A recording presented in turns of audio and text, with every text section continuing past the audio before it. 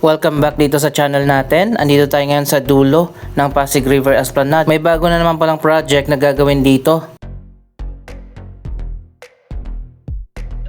Natapos na pala yung restoration dito sa wall sa labas ng Fort Santiago. Dito yan sa may riverside area.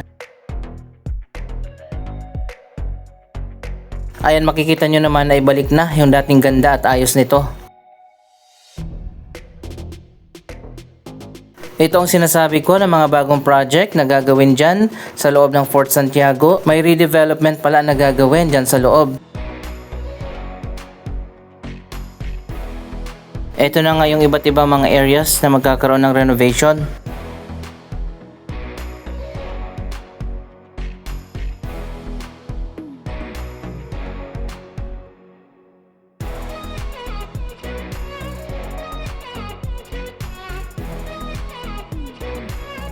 Yan ang tinatawag na Fort Santiago Chambers. Ito na ang magiging bagong design.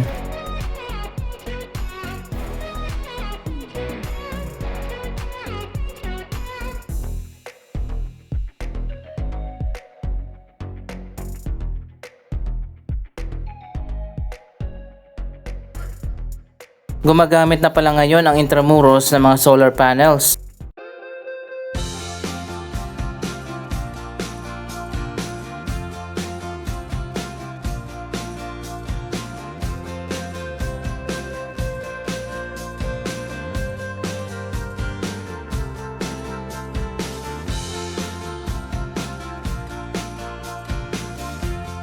Dito sa bandang dulo ng Pasig River Esplanade, meron ditong ticket booth. May bayad kasing pagpasok dyan sa loob ng Fort Santiago. Ganito naman ang itsura niyan sa loob, may CR at nandito nga yung booth. Mura lang naman yung ticket, nasa 75 pesos.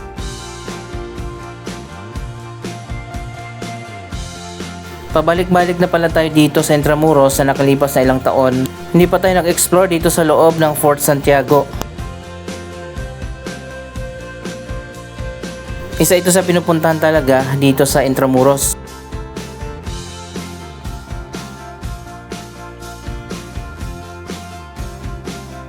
Tingnan natin ang mga pagbabago dito.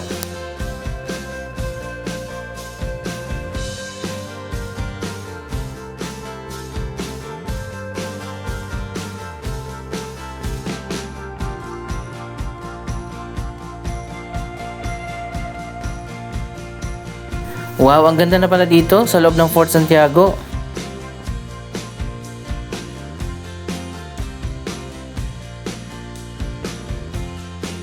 Diretso muna tayo doon sa may Fort Santiago Chambers, yung area na magkakaroon ng renovation.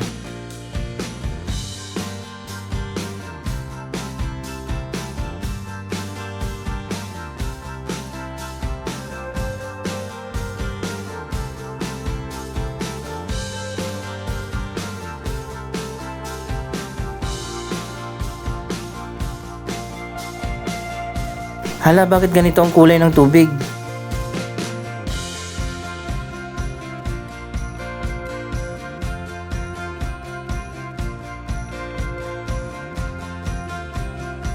Dati nakikita lang natin ito sa mga pictures. Hanggang sa ngayon patuloy pa rin na dinadayo ang Intramuros na mga turista, local man at mga foreigner.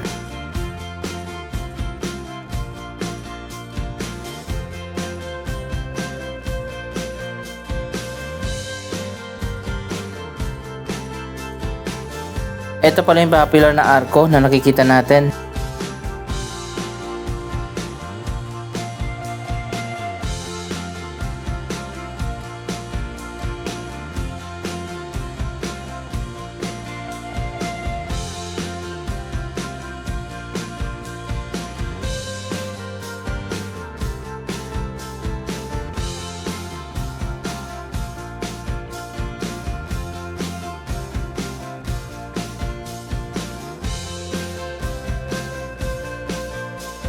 Napakayaman sa history ang Intramuros mula sa pananakop ng mga Espanyol hanggang noong World War II.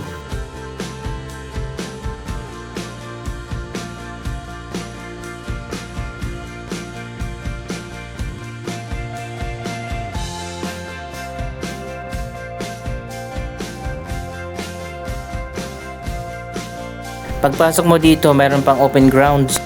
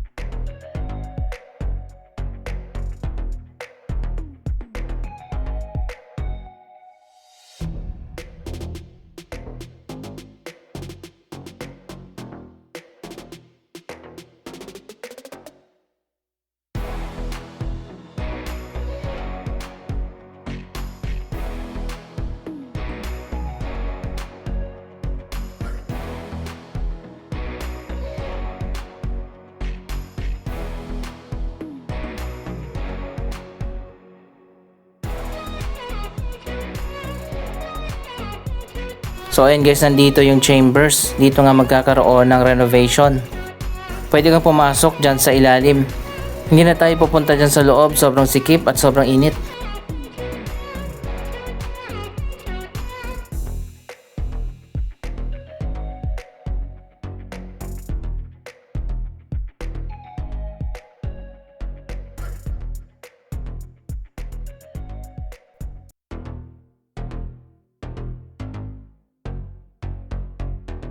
Meron pala ditong overlooking area mula sa Pasig River. Kitang-kita naman natin yung kabilang side ng Binondo.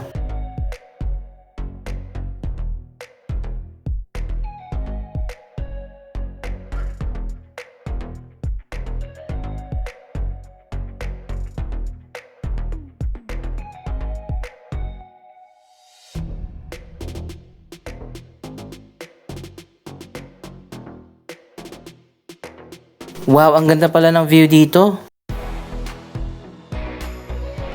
Sa ngayon tahimik, pero kung babalik tayo sa nakaraan, napakayaman sa history ang Intramuros. Bahagi na ito ng kasaysayan ng ating bansa.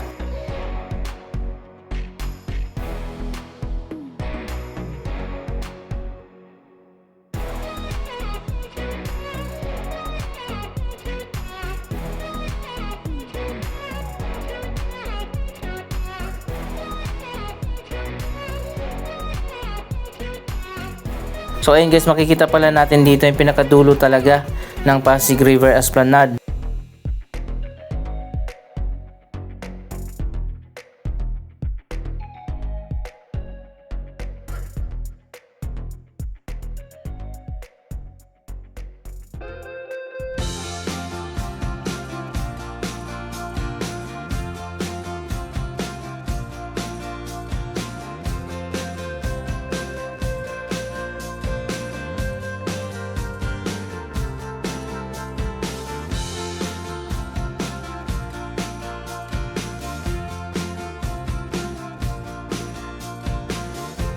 Kung hindi ako nagkakamali, ginamit pa ito noong World War II.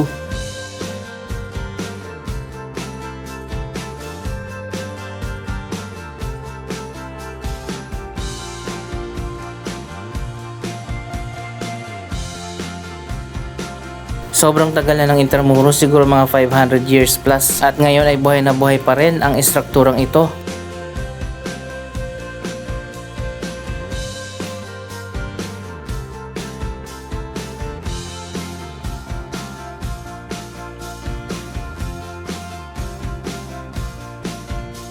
Ayan, makikita natin yung phase 3 ng Pasig River Esplanade. By the way, kaya pala sinara yung kabilang bahagi niya doon sa phase 2. Nagkakaroon ng maintenance.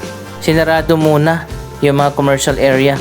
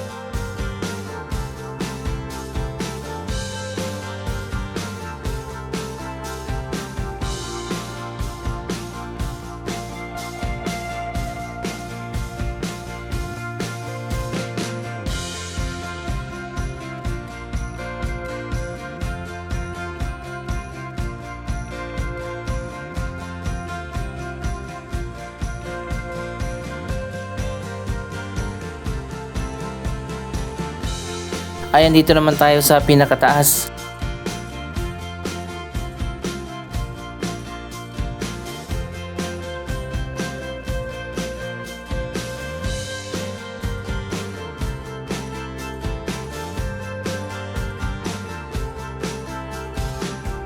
Abangan natin yung pagsisimula ng restoration dito sa ilang bahagi ng Fort Santiago.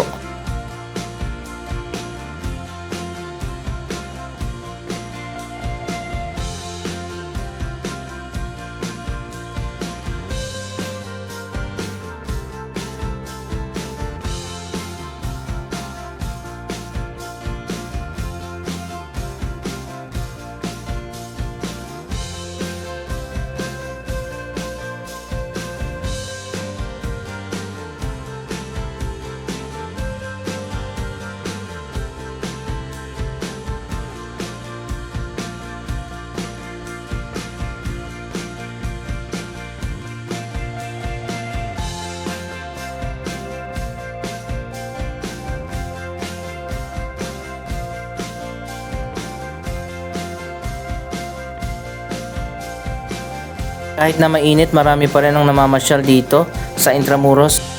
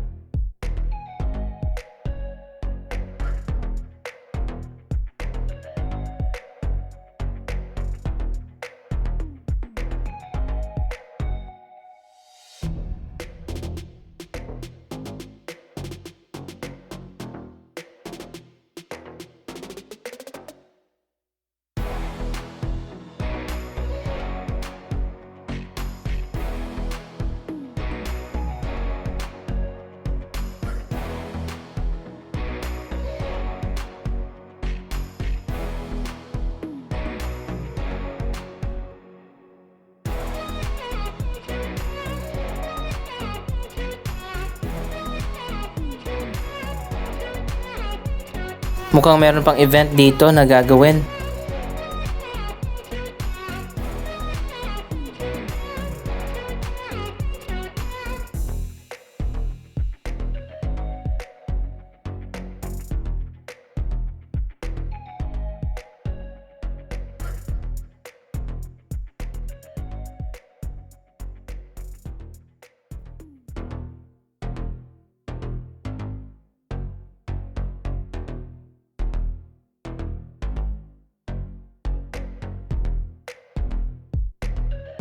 Sobrang lawak pala talaga ng Intramuros. Dito pa lang sa Fort Santiago, malawak na.